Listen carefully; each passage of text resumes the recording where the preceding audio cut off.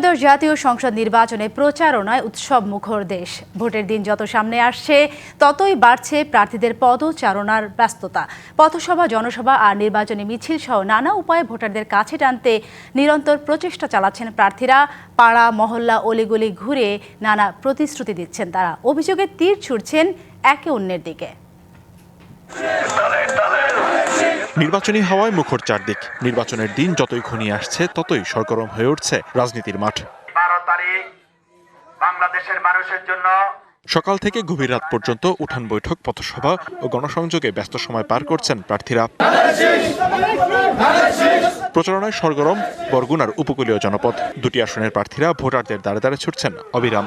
অবহেলিত এই জনপদের উন্নয়নের নানা প্রতিশ্রুতি দিচ্ছেন প্রার্থীরা। বরগুনার দুটি সংসদীয় আসনেই নারী ভোটারের সংখ্যা বেশি থাকায় সবাই নিজেদের কৌশল অবলম্বন করছেন।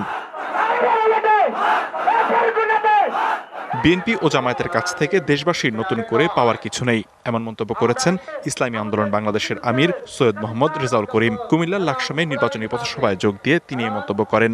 বিএনপির সাথে যারা জোট রয়েছে তারা দেশ পরিচালনা করার জন্য আমাদের কাছে ভোটের জন্য আসছে। তারা নতুনভাবে আমাদেরকে আবার কি দিবে, এটা আমাদের আর নতুনভাবে আলোচনা করার কোনো সুযোগ নাই, দরকারও নাই। দিনাজপুরের পার্বতীপুরে শহীদ মিনার চত্বরে 11 দলীয় জোটের নির্বাচনী পথসভায় যোগ দেন এনসিপির কেন্দ্রীয় নেতারা। বলেন, একটি দল ফ্যামিলি কার্ড ও কৃষক কার্ডের নামে চাঁদাবাজির নতুন লাইসেন্স প্রদানের মাধ্যমে জনগণের অর্থ লুটের পরিকল্পনা করছে। এক পক্ষ চাঁদাবাজিতে লিপ্ত, এক পক্ষ ফ্যামিলি কার্ড নামে। বিদেশ থেকে দেশে রেমিটেন্সের টাকা আসে নিরাপদে। তাই আজই আপনার আপনজনকে বলে রাখুন, রেমিটেন্সের টাকা যেন শুধু নগদেই পাঠায়। চাঁদাবাজির নতুন লাইসেন্স দেওয়ার মাধ্যমে জনগণের অর্থ লুটপাটের নতুন ভিশন এবং প্ল্যান নিয়ে মাঠে নেমেছে। বাংলাদেশের মানুষ এবার আর কোনো ঋণ খেলাপিদের, ব্যাংক লুটেরাদেরকে ভোট দেবে না। এবার আর কোনো অতিথি পাখিদেরকে ভোট দেবে না। নাটোর 2 আসনের বিএনপি প্রার্থী রুহুল কুদ্দুস তালুকদার দুলু সূক্ষ্ম কারচুপির অভিযোগ তুলেছেন।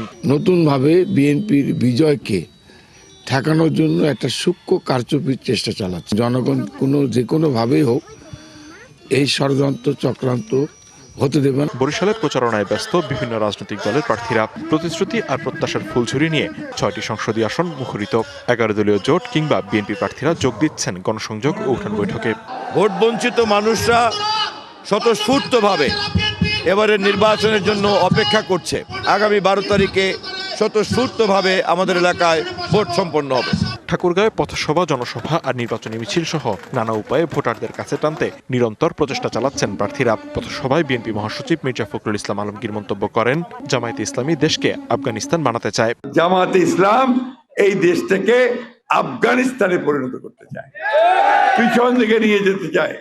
জামায়াতে ইসলাম একটা দল, যে দলটা আমাদেরকে সামনের দিকে যেতে বাধা দেয়। এছাড়া সারা দেশের সব আসনে উত্তেজনা, প্রত্যাশা আর নানা সমীকরণে ক্রমেই জমে উঠেছে ভোটের মাঠ। লিখনকান্তি ভৌমিক, ডিবিসি নিউজ ডেস্ক।